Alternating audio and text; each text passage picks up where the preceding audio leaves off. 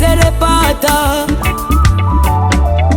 nimemuamuru mjane mmoja ili amshughulikie kule. Mwanamke mjane aliogopa moyoni mwake wakati Elia alimuomba chakula.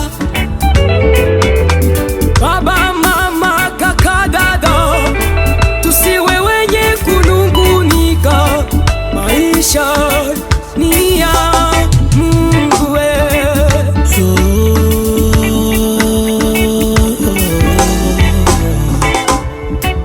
Elia kisima mimi ya Betisaida, miaka 38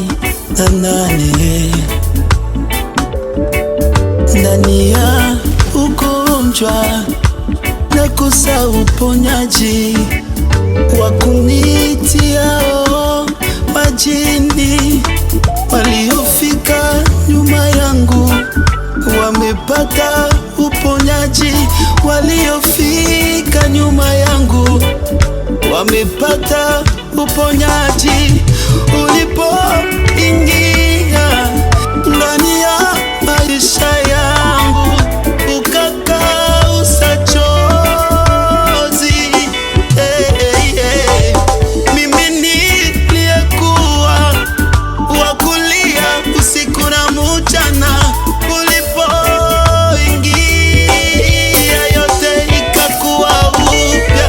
Leo silie kwani wamenipika, ninalia upendo wako kwangu.